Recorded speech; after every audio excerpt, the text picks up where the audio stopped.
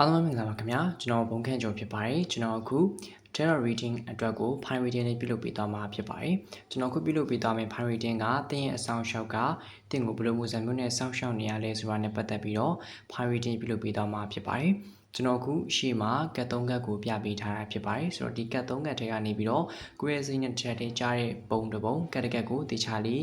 ရွေးချယ်ပေးပါခင်ဗျာဆိုတော့ရွေးချယ်ဖို့အချိန်လေးတစ်ခုခဏပေးပါမယ်ခင်ဗျာတေချာလေးကိုယ့်ရဲ့စိတ်နဲ့တစ်ထကြားတဲ့ပုံကိုရွေးချယ်ပေးပါအာယုံပြုပြီးတော့ရွေးချယ်ပေးပါနော်ဆိုတော့ကျွန်တော်တို့ရွေးချယ်ရတာအချိန်လိုနေသေးရဆိုလို့ရှိရင် video လေးကိုခဏရက်ပြီးတော့ရွေးချယ်ပေးပါနော်ကျွန်တော် file ရဲ့အဖြေတွေကိုပြပြပေးသွားပါမယ်ခင်ဗျာFile 1ကိုရွေးထားတဲ့သူလေးတွေနဲ့ပတ်သက်ပြီးတော့အဆောင်ရှောက်ပိုင်းဆိုင်ရာကဒီငွေကြေးပိုင်းဆိုင်ရာမှာပို့ပြီးတော့ကူညီဆောင်ရှောက်နေတဲ့ဆိုတဲ့နမိတ်ပုံစံမျိုးလေးကိုပြောရလိမ့်မယ်အကယ်၍ကိုမှငွေကြေးပိုင်းဆိုင်ရာနဲ့ပတ်သက်ပြီးတော့အခက်အခဲတစ်စုံတစ်ရာရှိရဆိုလို့ရှိရင်တော့မှကိုယ့်စီကိုကူညီဆောင်ရှောက်မဲ့လူကူညီမားစားမဲ့သူရောက်လာတာမျိုးတွေကိုငွေလှည့်ပေးမဲ့သူရောက်လာမှုတွေကြုံရတဲ့လို့မြင်ထားရပေါ့နော်နောက်တစ်ခုကဒီကတ်ကိုရွေးထားတဲ့သူလေးတွေကငွေကမရှိမရှားရှိမရှားပေါ့နော်ကိုမှလက်ထဲမှာပြစရာရှိလားလို့မေးလို့ရှိရင်တော့ပြစရာရေလို့ကတော့ရှိမနေဘူးဒါပေမဲ့ကုံသွားလားဆိုလို့ရှိရင်တော့ကုံမသွားဘူးပေါ့အဲ့လိုအနေထားမျိုးတွေမှာရှိရပေါ့နော်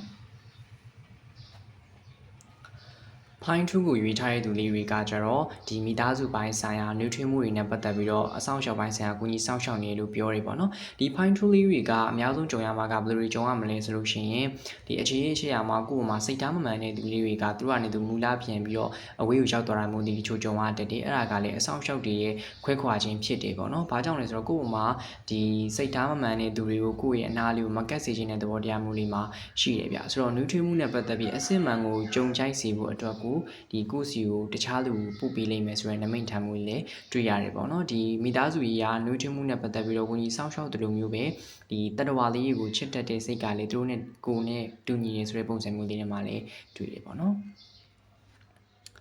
Fine 3ကိုရွေးထားတဲ့သူလေးတွေကကျတော့အခက်အခဲချက်တဲ့တခုတွေ့ရတဲ့အခါမှာသူတို့ကိုတတင်နေပေါ့နော်ကိုယ့်ရဲ့အဆောင်ရှောက်တို့မြစ်တာပူတာမျိုးလေးလုပ်တင်နေအဲ့ဒါမျိုးလေးလုပ်မယ်ဆိုလို့ရှိရင်တော့သူတို့အတက်နိုင်ဆုံးကူညီပေးလိမ့်မယ်လို့တွေ့ရတယ်အဓိကပြီးတော့အသက်ဘေးကြုံရတဲ့အခါတွေမှာအဓိကသူတို့ကူညီဆောင်ရှောက်နေရဆိုတဲ့နမိတ်ပုံစံမျိုးလေးကိုမြင်ရတယ်ပေါ့နော်အရေးပေါ်အခါတွေမှာသူတို့ဆောင်ရှောက်တယ်ဆိုတဲ့ပုံစံမျိုးလေးကိုတွေ့ရပါတယ်ခင်ဗျာဆိုတော့ကျွန်တော်အခုတင်းရဲ့အဆောင်ရှောက်တွေကဒီကိုဘယ်လိုပုံစံမျိုးနဲ့စောင့်ရှောက်နေရလဲဆိုတာနဲ့ပတ်သက်ပြီးတော့ကျွန်တော်က file reading ပြုလုပ်ပေးသွားတာဖြစ်ပါတယ်နောက်ထပ် view တွေမှာကျွန်တော် file လေးတွေကိုဆက်ပြီးတော့တင်ပေးသွားပါဦးမယ်ခင်ဗျာကျွန်တော် view လေးကို like and follow ပြုလုပ်ပေးဖို့အတွက်လည်းတောင်းဆိုပါတယ်နောက်ထပ် view တွေမှာပြန်လည်ပြီးတော့ဆုံတွေ့ကြမယ်နော်